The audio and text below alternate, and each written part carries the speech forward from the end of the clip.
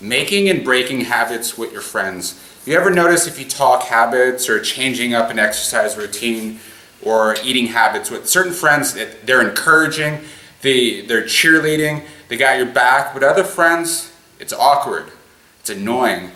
It's gotten to the point where you completely ignore and avoid the topic altogether.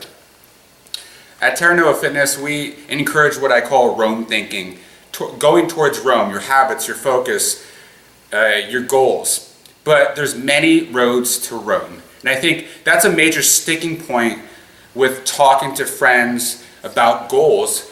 I heard a talk by Gretchen Rubin. She's talked about and written about happiness, and her latest book is about habits. She's still working on it. It was an amazing talk. And she talked about 4 different types of people, all of which respond differently to expectations.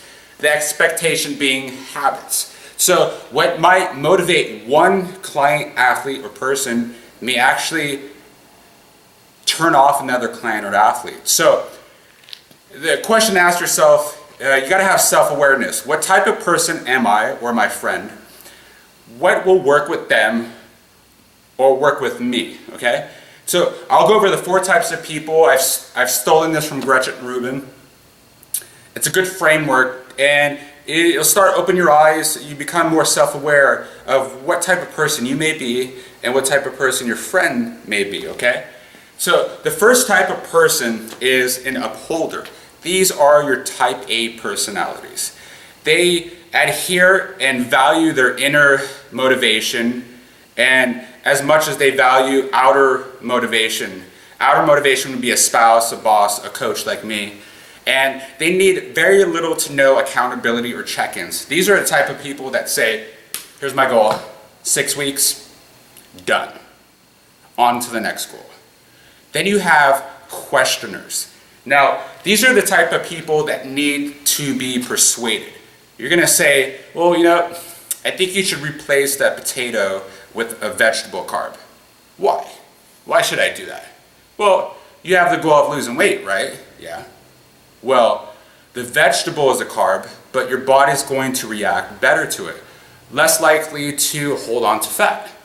And then you might have answer a few other questions, but the gist of a questioner is they need to have the right question answered in line with their internal belief system, okay?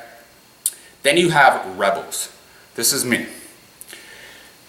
They do not want to feel like they've been made to change. And a huge sticking point for people who talk to rebels is they mean well, but they ignite the rebel spirit of opposition. Okay, I actually had this come up with an athlete of mine, both similar background, both kicked out of school, both later in life became owners, very successful. When I asked him to do a goal head on, I meant well, but it felt like I was forcing him in his mind. So I ignited a spirit of opposition. And then a week later, I kind of flipped the script and I said, hey, you see that hurdle over there? Yep, no, the big one. I don't think you could jump over the hurdle like me. Immediately his eyes lit up, and that is his goal for the next 6 weeks, to try to jump over that hurdle. Then you have obligers. These are the type of people that need external accountability. They say things like, when I was in school, I swam every single day in the morning, 4:30. I was on the swimming team. I had to. But now that I'm out of school, I haven't swam once. These people do not want to let people they respect or love down. They need that external, outer accountability and value system.